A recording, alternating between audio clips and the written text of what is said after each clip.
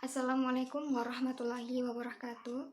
Kami dari kelompok 6 akan mempresentasikan bab 13 dan juga bab 15, yaitu membangun sistem informasi dan juga mengelola sistem global. Yang akan disampaikan oleh saya, Devi Nur Hidayati, dan juga teman-teman saya ada Ananda Septiliana, Siti Wulandari, dan juga Widya Aning Astuti. Langsung saja yang pertama tentang bab 13, yaitu membangun sistem informasi. Yang pertama, jenis perubahan struktur organisasi suatu perusahaan.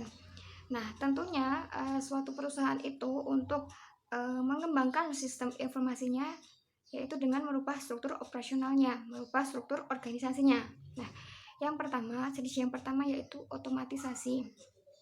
Yang mana setiap perusahaan itu apabila menghendaki adanya pengembangan, maka akan beralih dengan sistem otomatisasi. Dan contohnya itu ada slip gaji, terus teller di sebuah bank. Nah, itu merupakan suatu otomatisasi dari perusahaan.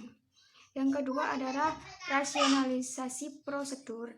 Artinya, dalam otomatisasi itu dijumpai banyaknya kemacetan-kemacetan atau masalah-masalah. Nah, kemudian adanya rasionalisasi prosedur ini gunanya untuk meluruskan atau membenarkan prosedur yang telah ada dengan lebih efektif dan lebih efisien. Contohnya itu seperti MoneyGram, di mana MoneyGram itu suatu sistem pelayanan pengiriman jasa keuangan secara global. Nah, itu adalah rasionalisasi prosedur. Yang ketiga adalah merancang ulang proses bisnis. Merancang ulang proses bisnis ini adalah menganalisis, menyederhanakan, dan merancang ulang bisnis, yang mana setelah kita sudah tahu proses bisnis seperti apa, kemudian kita rancang ulang seperti itu. Yang terakhir adalah pergeseran paradigma, yang mana perusahaan setelah sudah merancang ulang bagaimana prosedurnya, bagaimana prosesnya, tentunya akan memiliki perubahan paradigma atau perubahan cara pandang, cara berpikir perusahaan, yang mana suatu bisnis dalam perusahaan itu bagaimana caranya untuk mendapatkan suatu keuntungan yang maksimal seperti itu. Nah, selanjutnya adalah langkah-langkah manajemen proses bisnis. Nah, yang pertama adalah mengidentifikasi proses untuk perubahan. Jadi, kita bukan merubah dari manual ke komputerisasi, namun kita lebih mengidentifikasi bagaimana proses produksinya, apakah ini sudah efektif, apakah sudah efisien, seperti itu. Yang kedua adalah menganalisis proses yang telah ada. Jadi proses-proses yang sudah kita jalani, yang sudah ada, itu kita analisis. Apakah ada data-data yang tertimbun, apakah ada redundansi data, atau pada bab 6 kemarin sudah dijelaskan yaitu redundansi, seperti itu. Nah, itu adanya penganalisisan. Yang ketiga adalah merancang proses baru. Setelah dianalisis, tentunya terdapat suatu kekurangan pastinya ya. Nah, kekurangan tersebut itu dirancang proses baru. Jadi kita lebih memikirkan bagaimana waktu yang digunakan, bagaimana biaya yang digunakan, apakah sudah efektif, efisien, apakah sudah menjadikan profit untuk kita. Nah, seperti itu. Yang keempat adalah mengimplementasikan proses baru. Jadi proses baru tersebut diimplementasikan, dilakukan dalam langkah selanjutnya. Dan yang terakhir adalah pengukuran yang terus-menerus.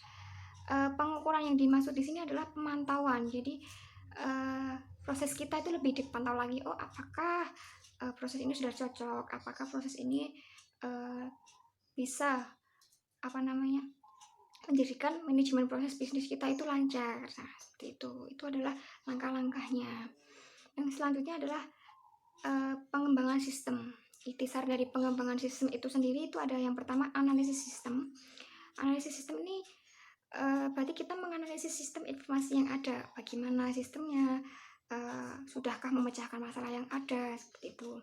Yang kedua adalah menentukan kebutuhan informasi, yang mana kebutuhan ini berkaitan dengan kapan, siapa, bagaimana, dan juga untuk apa pengembangan sistem itu, seperti itu berkaitan dengan kebutuhan. Selanjutnya yaitu desain sistem. Desain sistem yang dimaksud di sini itu digunakan sebagai sasaran, atau yang dimaksud adalah rencana pengembangan dari suatu bisnis atau suatu proses bisnis ini untuk kedepannya, itu disebut dengan desain sistem. Yang terakhir adalah peranan dari para pengguna akhir itu sendiri. Jadi para pengguna sistem informasi itu harus memiliki kendali yang memadai. Jadi mereka harus mencerminkan kebutuhan informasi itu tersedia untuk dirinya. Jadi dia itu membutuhkan sistem informasi itu sudah layak apa belum. Itu adalah dasar dari pengembangan sistem informasi. Nah, selanjutnya itu tentunya langkah-langkah di atas itu menemui kendala-kendala. Nah, langkah-langkah penyelesaian pengembangan sistemnya itu dengan cara satu, pemrograman.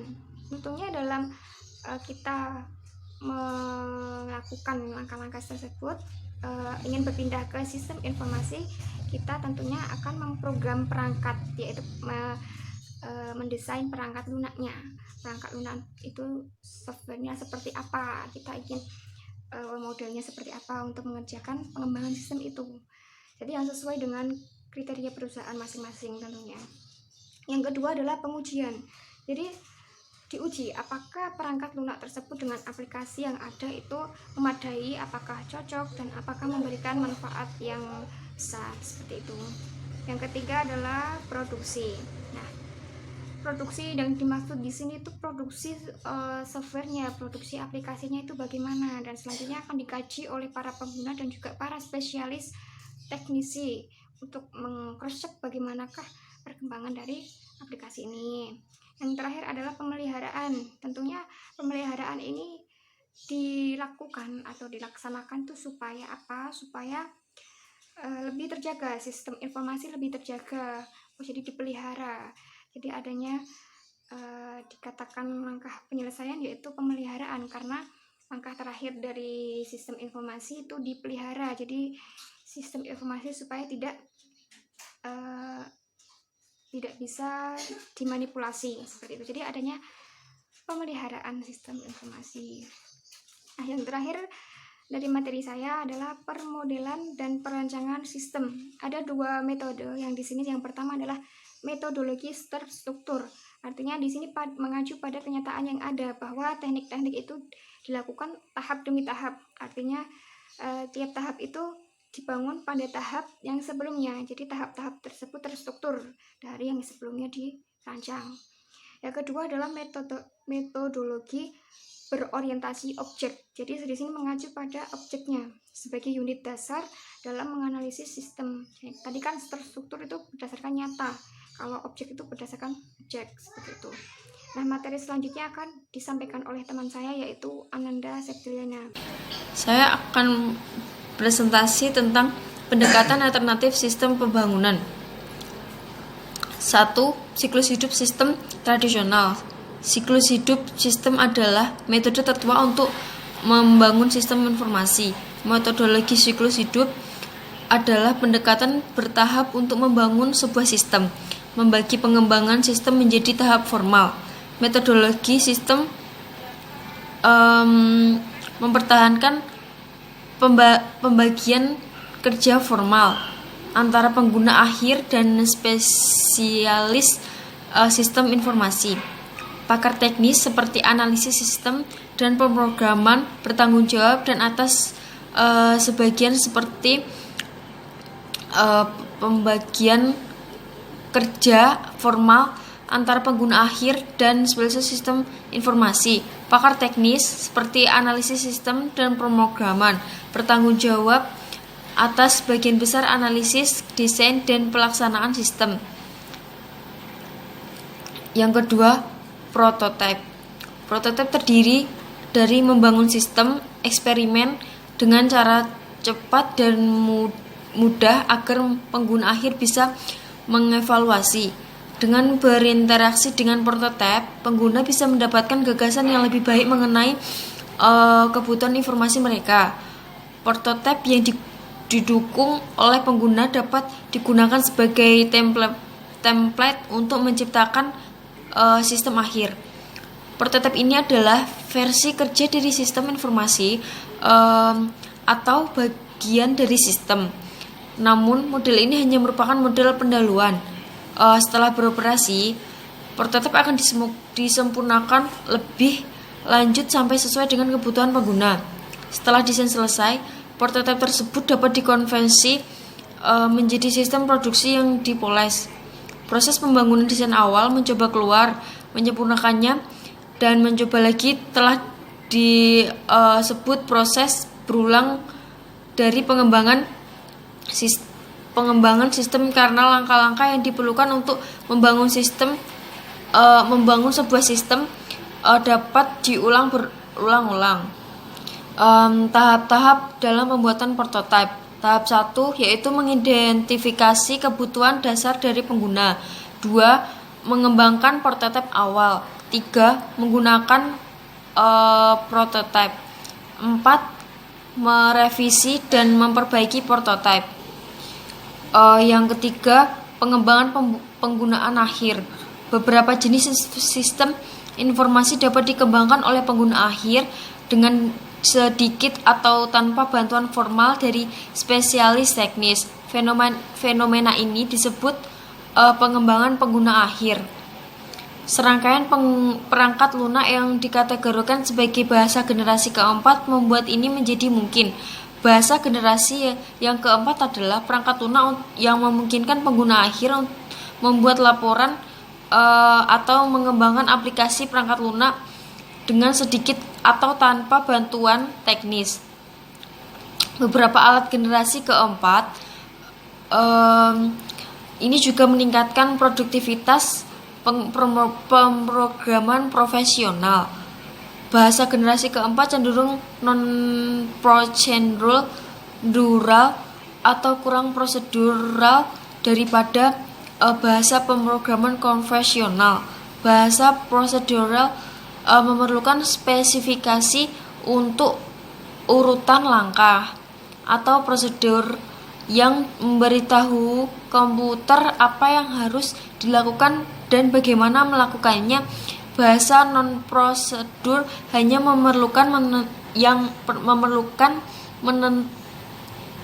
perlu menentukan apa yang harus dilakukan daripada memberikan rincian tentang bagaimana pelaksanaan tugas. Yang keempat, paket aplikasi perangkat lunak dan outsourcing. Paket aplikasi perangkat lunak.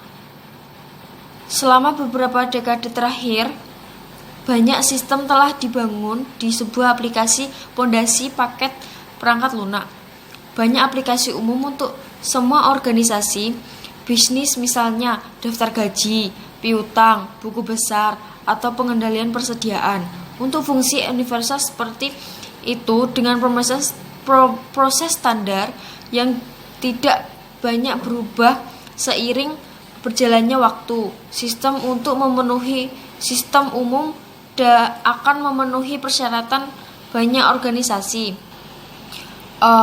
Selanjutnya, outsourcing. Jika perusahaan ingin menggunakan sumber daya internalnya untuk membangun atau mengoperasikan sistem informasi, perusahaan tersebut dapat mengalihkan pekerjaan ke organisasi eksternal yang mengkhususkan diri dalam menyediakan layanan ini.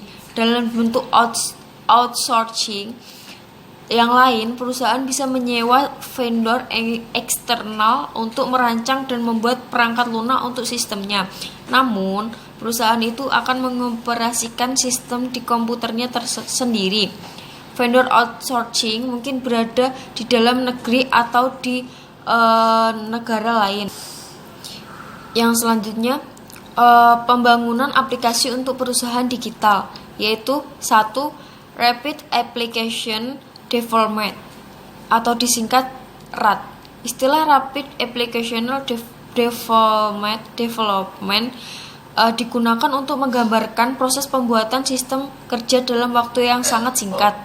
RAD dapat mencakup pengguna, pemrograman visual, dan alat lainnya untuk membangun antarmuka pengguna grafis, pengarsipan berulang elemen sistem kunci, otomasi pembuatan kode program, dan kerjasama tim yang erat antara pengguna akhir dan dan spesifikasi. Selanjutnya, pengembangan berbasis komponen dan layanan web. Manfaat pengembangan berorientasi objek untuk membangun sistem yang dapat merespon lingkungan bisnis yang berubah dengan cepat, termasuk aplikasi web. Untuk lebih mempercepat pembuatan perangkat lunak, kelompok objek telah dirakit untuk menyediakan komponen perangkat lunak untuk berfungsi umum seperti antarmuka, penggunaan grafis, atau kemampuan pemesanan online yang dapat dikombinasi untuk membuat aplikasi bisnis berskala besar. Pendekatan pengembangan perangkat lunak ini disebut pengembangan berbasis komponen, dan ini memungkinkan sebuah sistem pembangunan dengan merakit dan mengintegrasikan komponen perangkat lunak yang ada. Selanjutnya, pengembangan aplikasi mobile. Mengembangkan aplikasi untuk platform mobil sangat berbeda dengan pengembangan PC dan layar mereka yang jauh lebih besar. Ukuran perangkat mobile yang berkurang membuat pengguna jari dan gerakan multitouch jauh lebih mudah daripada mengetik dan menggunakan keyboard. Aplikasi seluler perlu dioptimalkan untuk tugas spesifik yang harus mereka lakukan. Aplikasi sebaiknya tidak mencoba menjalankan terlalu banyak tugas dan harus dirancang untuk kegunaannya. Pengalaman pengguna untuk integrasi mobile berbeda secara mendasar dengan penggunaan PC desktop atau laptop. Oleh karena itu, perusahaan biasanya mendesain situs web khusus untuk mobile interface dan membuat beberapa sistem mobile untuk memenuhi kebutuhan smartphone, tablet, dan browsing desktop program, dan kerjasama tim yang erat antara pengguna akhir dan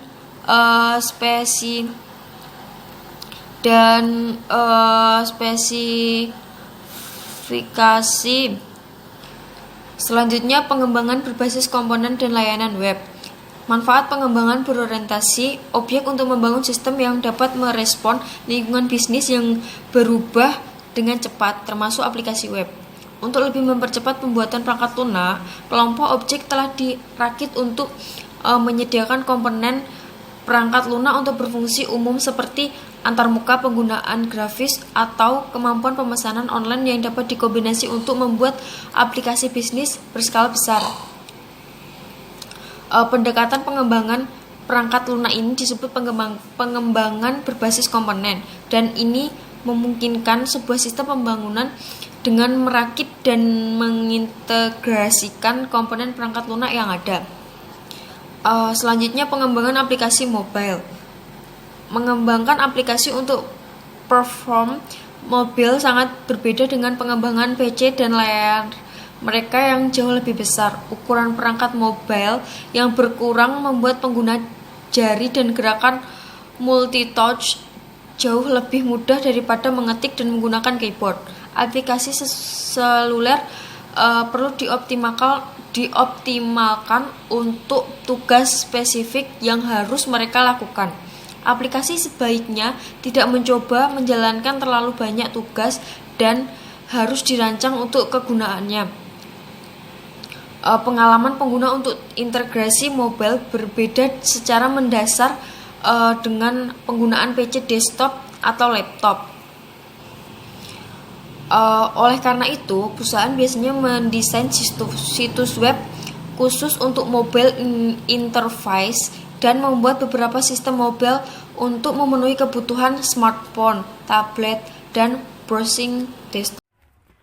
Oke, di sini saya akan melanjutkan pembahasan yaitu bab 15 tentang mengelola sistem global. Yang bab pertama yaitu pertumbuhan sistem informasi internasional. Dalam bab-bab sebelumnya itu udah digambarkan mengenai munculnya sistem perekonomian global dan order dunia global yang didorong oleh jaringan dan sistem informasi yang ditingkatkan. Order dunia yang baru ini menyapu bersih banyak korporasi-korporasi nasional, industri-industri nasional, dan perekonomian nasional yang dikendalikan oleh para politisi dalam negeri. Banyak perusahaan lokal yang digantikan oleh jejaring korporasi yang pergerakannya sangat cepat dan melampaui batasan nasional. Perkembangan dari perdagangan internasional telah mengubah secara radikal perekonomian dalam negeri di seluruh dunia. Kemudian subbab pertama yaitu mengembangkan arsitektur sistem informasi internasional. Dalam bab ini menggambarkan bagaimana membangun arsitektur sistem informasi internasional yang sesuai dengan strategi internasional. Arsitektur sistem informasi internasional ini terdiri atas sistem informasi dasar yang diperlukan oleh organisasi untuk mengkoordinasikan perdagangan di seluruh dunia dan aktivitas-aktivitas lainnya. Kemudian dalam strategi dasar yang perlu diikuti saat membuat sebuah sistem internasional adalah memahami lingkungan global di mana perusahaan beroperasi.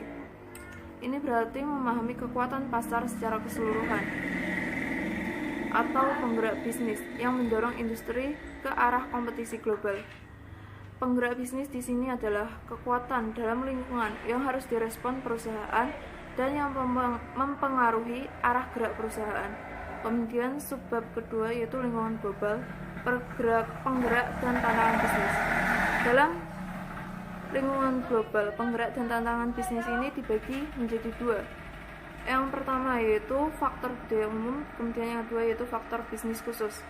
Dalam faktor budaya umum ini terdapat komunikasi global dan teknologi transportasi. Kemudian perkembangan budaya global. Yang ketiga yaitu munculnya norma sosial global, kemudian stabilitas politik, dan yang terakhir pasar pengetahuan global. Kemudian dalam faktor bisnis khusus terdapat pasar global, produksi dan operasi global, koordinasi global, tenaga kerja global, dan yang terakhir skala ekonomi global.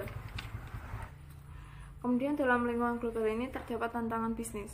Nah, meskipun kemungkinan globalisasi untuk keberhasilan bisnis sangatlah besar, terdapat kekuatan fundamental yang menghalangi perekonomian global dan mengganggu bisnis internasional. Dan tantangan dan hambatan terhadap sistem bisnis global ini terdapat dua. Yang pertama dalam global dan kemudian khusus. Kemudian dalam global ini terdapat partikularisme budaya, yaitu kedaerahan, nasionalisme, perbedaan bahasa. Kemudian ekspektasi sosial, yaitu ekspektasi nama, merek, dan juga jam kerja. Kemudian yang terakhir undang-undang politik, yaitu mengenai peraturan, mengenai data lintas batas dan privasi peraturan komersial. Kemudian dalam khusus ini terdapat standar, yaitu pertukaran data elektronik atau Electronic Data Interchange atau EDI, email, dan standar telekomunikasi. Kemudian keandalan, jaringan telepon yang tidak dapat diandalkan secara merata. Kemudian yang ketiga yaitu kecepatan perpindahan data yang berbeda-beda, banyak yang lebih lambat daripada Amerika Serikat. Kemudian personel, yaitu langkahnya konsultan yang memiliki keahlian. Dan sebab ketiga yaitu paling mutakhir. Seseorang mungkin berpikir, dengan adanya kesempatan untuk mendapatkan keunggulan kompetitif dan minat yang tinggi dalam aplikasi-aplikasi pada masa mendatang, sebagian besar perusahaan internasional telah mengembangkan arsitektur sistem internasional yang mengagumkan. Hal tersebut pada kenyataannya sangat jauh dari kebenaran. Ternyata timbul beberapa kesulitan yang signifikan dalam membuat arsitektur internasional yang tepat. Kesulitan tersebut antara lain dalam perencanaan sistem yang cocok untuk strategi global perusahaan, struktur organisasi dari banyak sistem dan unit bisnis, penyelesaian isu-isu yang terkait implementasi, dan pemilihan platform teknis yang tepat. Selanjutnya yaitu bab 2, yaitu mengelola sistem informasi internasional. Yang pertama yaitu strategi global dan organisasi bisnis. Terdapat 4 strategi global utama yang menjadi basis struktur organisasional perusahaan global, yaitu eksportir domestik, multinasional, pewaralaba, dan lintas negara. Nah, masing-masing strategi ini sesuai dengan struktur organisasi perusahaan yang spesifik. Yang pertama yaitu strategi eksportir domestik atau domestic exporter. dicirikan dengan terpusatnya aktivitas perusahaan di negara asal perusahaan tersebut. Kemudian yang kedua, strategi multinasional, yaitu memusatkan manajemen keuangan dan pengendalian di luar negara asal, sementara melakukan desentralisasi dalam operasi produk, penjualan, dan pemasaran kepada unit-unit di negara-negara lain. Kemudian yang ketiga yaitu pewaralaba, yang merupakan penggabungan yang menarik dari hal yang baru dan yang lama. Kemudian subbab kedua yaitu sistem global untuk menyesuaikan strategi. Nah, teknologi informasi dan perkembangan telekomunikasi global memberikan lebih banyak keleluasaan bagi perusahaan-perusahaan internasional untuk mempertajam strategi global mereka. Konfigurasi manajemen dan pengembangan sistem cenderung mengikuti strategi global yang dipilih. Yang dimaksud dengan istilah sistem adalah berbagai aktivitas yang dilibatkan dalam pembuatan dan operasi sistem informasi, konsepsi dan keseluruhan dalam rencana bisnis strategis, pengembangan sistem, serta aktivitas yang dilakukan terus-menerus dan pemeliharaan. Untuk jelasnya, 4 jenis konfigurasi sistem akan dipelajari. Yang pertama yaitu sistem tersentralisasi. Adalah sistem di mana pengembangan dan operasi sepenuhnya berlangsung di tempat asal. Kemudian sistem terduplikasi adalah sistem di mana proses pengembangan dilaksanakan di tempat asal, tetapi operasinya ditangani oleh unit-unit independen di lokasi-lokasi luar negeri. Kemudian yang ketiga, sistem terdesentralisasi merupakan sistem di mana masing-masing unit luar negeri merancang solusi dan sistem yang unik untuk masing-masing. Kemudian yang keempat, sistem jaringan adalah sistem yang pengembangan dan operasinya berlangsung secara terintegrasi dan terkoordinasi pada seluruh unitnya. Kemudian subbab selanjutnya yaitu menata ulang bisnis. Bagaimana seharusnya perusahaan menata diri untuk berbisnis pada skala internasional? Untuk mengembangkan sebuah perusahaan global dan struktur pendukung sistem informasi, perusahaan perlu mengikuti prinsip berikut ini. Yang pertama yaitu menata ulang aktivitas yang dapat memberikan nilai tambah sesuai dengan keunggulan komparatifnya. Kemudian yang kedua, mengembangkan dan mengoperasikan unit-unit sistem pada setiap tingkat aktivitas perusahaan regional, nasional, dan internasional. Kemudian yang ketiga yaitu mendirikan kantor tunggal di kantor pusat dunia yang bertanggung jawab atas pengembangan sistem internasional. Posisi Direktur Informasi atau Chief Information Officer atau CIO. Banyak perusahaan yang berhasil merencanakan struktur sistem organisasi dengan menggunakan prinsip ini. Keberhasilan dari perusahaan-perusahaan ini tidak hanya bergantung pada aktivitas organisasi yang tepat, tetapi juga bahan utama yang tepat, tim manajemen yang mampu memahami risiko dan manfaat dari sistem internasional dan dapat merancang strategi untuk mengatasi risiko tersebut. Topik manajemen ini akan dijelaskan pada pembahasan berikutnya, yang akan dijelaskan oleh Mbak Widya. Assalamualaikum warahmatullahi wabarakatuh. Di sini saya akan melanjutkan menjelaskan materi mengenai mengelola sistem global. Yang pertama yaitu strategi sistem global. Sistem inti adalah sistem yang mendukung fungsi-fungsi yang benar dan penting bagi organisasi. Yang pertama yaitu mendefinisikan proses bisnis inti. Yang kedua, mengidentifikasi sistem inti untuk koordinasi terpusat. Yang ketiga, memilih pendekatan bertahap, rancangan keseluruhan dan evolusioner. Dan yang keempat, menjelaskan manfaatnya. Yang kedua yaitu solusi manajemen implementasi. Yang pertama, menyepakati kebutuhan pengguna bersama, menetapkan daftar pendek berisi proses bisnis yang inti dan sistem pendukung yang inti akan memulai proses perbandingan rasional antara banyak divisi perusahaan. Yang kedua, membawa perubahan ke dalam proses bisnis. Pemilihan strategi perubahan yang mungkin yang telah didefinisikan sebagai evolusioner tetapi dengan visi, seharusnya membantu dalam meyakinkan pihak-pihak lain bahwa perubahan tersebut sangat dapat dilakukan dan bahkan diinginkan.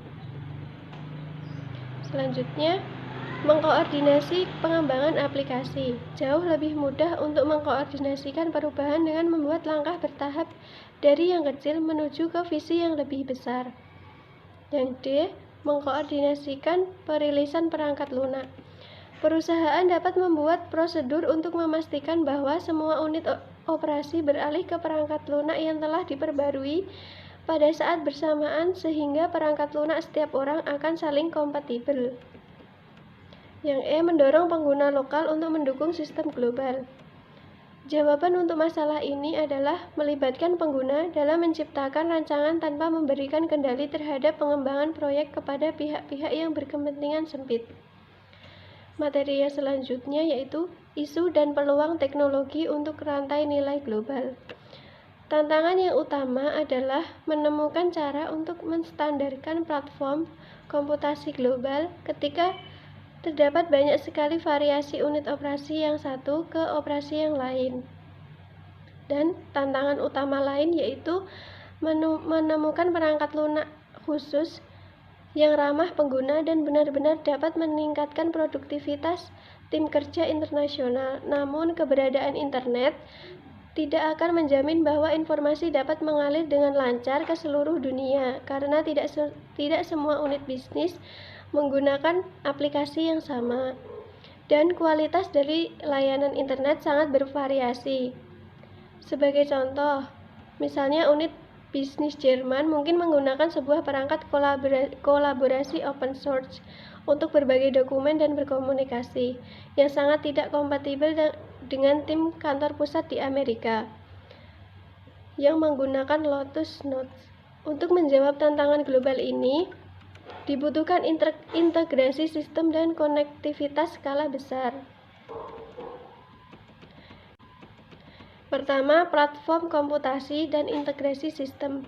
Perkembangan arsitektur sistem informasi lintas negara yang didasarkan pada konsep inti menimbulkan pertanyaan mengenai bagaimana sistem inti baru akan cocok dengan sejumlah aplikasi yang telah dikembangkan di seluruh dunia oleh divisi-divisi yang berbeda, orang yang berbeda, dan jenis perangkat keras komputasi yang berbeda. Tujuannya adalah mengembangkan sistem global, terdistribusi, dan terintegrasi untuk mendukung proses bisnis yang melintasi batas-batas negara. Kedua, yaitu konektivitas. Sistem global yang terintegrasi sepenuhnya harus memiliki konektivitas, kemampuan untuk menghubungkan sistem dan orang-orang dari perusahaan global ke dalam sebuah jaringan yang terintegrasi sama halnya dengan sistem telepon, tetapi dengan kemampuan transmisi suara, data, dan gambar. Internet telah menyediakan fondasi yang amat kuat untuk menyediakan konektivitas antara unit-unit yang tersebar dari sebuah perusahaan. Yang ketiga, penempatan perangkat lunak. Perkembangan dari sistem inti menimbulkan tantangan yang unik bagi aplikasi perangkat lunak. Penempatan perangkat lunak merupakan keseluruhan proses dari mengubah perangkat lunak untuk dioperasionalkan dalam bahasa kedua. Sistem pertukaran data elektronik dan sistem manajemen rantai pasokan sangat banyak digunakan oleh perusahaan manufaktur dan distribusi terhubung dengan para pemasok basis global. Sistem-sistem kolaborasi, email, konferensi video merupakan alat bantu kolaborasi yang paling penting di seluruh dunia bagi perusahaan yang berbasis pengetahuan dan berbasis data, seperti perusahaan periklanan, perusahaan yang berbasis pada penelitian, dan dalam bidang obat-obatan, teknik, serta perusahaan grafis penerbitan. Terima kasih. Wassalamualaikum warahmatullahi wabarakatuh.